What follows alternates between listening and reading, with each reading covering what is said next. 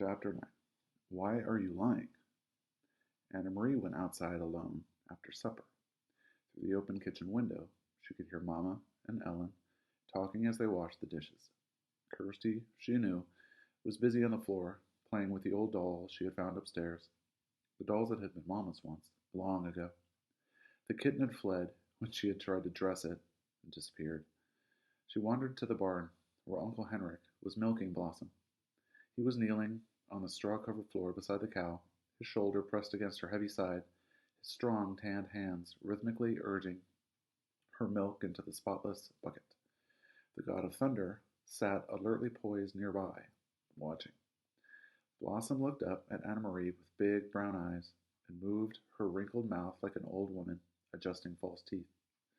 Anna Marie leaned against the ancient, splintery wood of the barn wall and listened to the sharp, rattling sound of the streams of milk as they hit the sides of the bucket.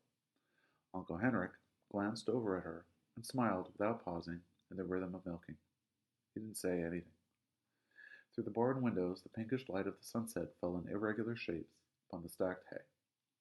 Flecks of dust and straw floated there in the light. Uncle Henrik, Anna Marie said suddenly, her voice cold, "You're lying to me. You and Mamma, both." His strong hands continued, deftly pressing like a pulse against the cow. The steady streams of milk still came. He looked at her again, his deep blue eyes kind and questioning. "You're angry," he said. "Yes. Mamma's never lied to me before. Never. But I know there's no great Aunt Berta. Never once in all the stories I've heard, and all the old pictures I've seen, has there been a great Aunt Berta." Uncle Henrik sighed. Blossom looked back at him, as if to say, "Almost done." And indeed, the streams of milk lessened and slowed. He tugged at the cow gently but firmly, pulling down the last of the milk. The bucket was half full, frothy on the top. Finally he set it aside and washed the cow's udder with a clean, damp cloth. Then he lifted the bucket to the shelf and covered it. He rubbed the cow's neck affectionately. At last he turned to Anna Marie, and he wiped his own hands with the cloth.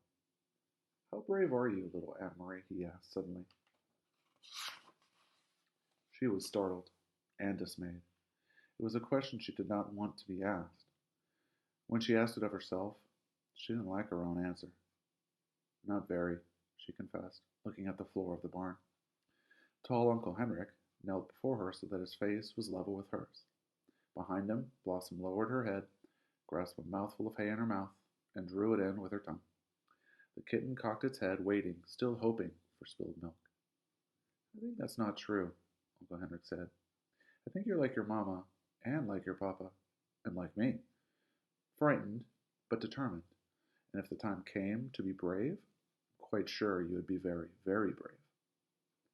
But," he added, "it is much easier to be brave if you don't know everything. And so, your mamma does not know everything, and neither do I. We know only what we need to know. Do you understand what I'm saying?" he asked, looking into her eyes. Anna Marie frowned. She wasn't sure. What did bravery mean?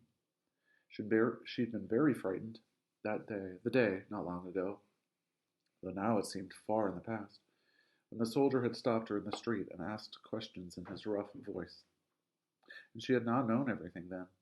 She had not known that the Germans were going to take away the Jews. And so, when the soldier asked, looking at Ellen that day, "What's your friend's name?"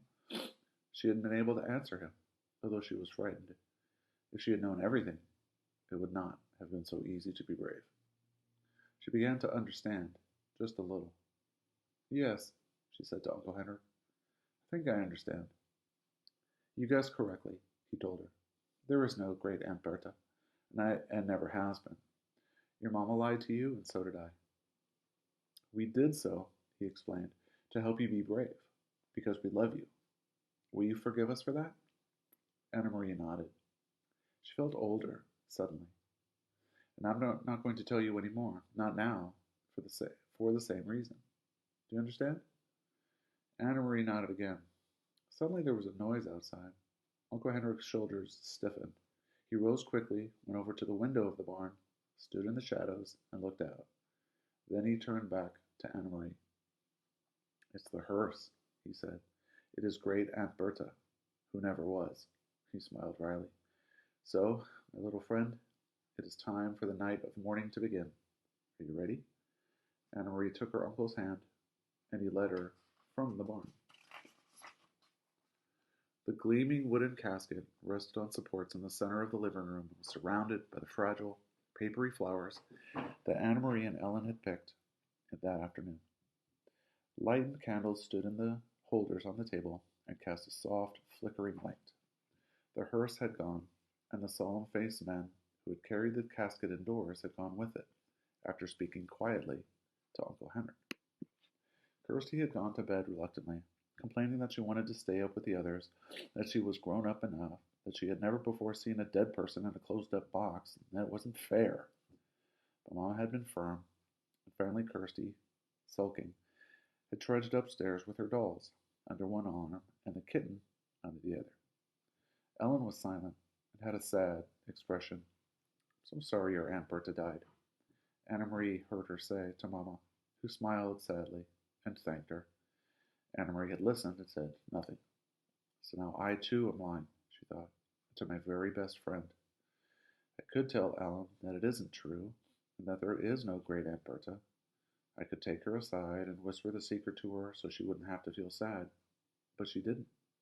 She understood that she was protecting Ellen the way her mother had protected her. Although she didn't understand what was happening, or why the casket was there, or who in truth was in it, she knew that it was better, safer, for Ellen to believe in great Aunt Berta. So she said nothing. Other people came as the night sky grew darker. A man and a woman, both of them dressed in dark clothing. The woman, carrying a sleeping baby, appeared at the door, and Uncle Henrik gestured them inside. They nodded to Mama and to the girls. They went, following Uncle Henrik, to the living room and sat down quietly. "Friends of great Aunt Berta," Mom said quietly in response to Anna Marie's questioning look. Anna Marie knew that Mama was lying again, and she could see that Mama understood that she knew. They looked at each other for a long time and said nothing. In that moment, with that look, they became equals. From the living room came the sound of a sleepy baby's brief wail. Anna Marie glanced through the door and saw the woman open her blouse and begin to nurse the infant, who quieted. Another man arrived, an old man, bearded. Quietly, he went to the living room and sat down, saying nothing to the others, who only glanced at him. The young woman lifted her baby's blanket, covering its face and her own breast. The old man bent his head forward and closed his eyes as if he were praying. His mouth moved silently, forming the words that no one could hear. Anna Marie stood in the doorway, watching the mourners as they sat in the candlelit room. Then she turned back to the kitchen and began to help Ellen and Mama as they prepared food. In Copenhagen, she remembered, when Lisa died, friends had come to their apartment every evening. All of them had brought food so that Mama wouldn't need to cook. Why hadn't these people brought food? Why didn't they talk? In Copenhagen, even though the talk was sad, people had spoken softly to one another and to Mama and Papa. They had talked about Lisa, remembering happier times. Thinking about it as she sliced cheese in the kitchen, Anna Marie realized that these people had nothing to talk about. They couldn't speak of happier times with great Aunt Berta when there had never been a great Aunt Berta at all. Uncle Henrik came into the kitchen. He glanced at his watch and then at Mama. "It's getting late," he said. "I should go to the boat." He looked worried. He blew out the candles so there would be no light at all, and he opened the door. He stared beyond the gnarled apple tree into the darkness, and in a low, relieved voice, "Ellen, come with me." Ellen looked questioningly toward Mama, who nodded. "Go with Henrik," she said.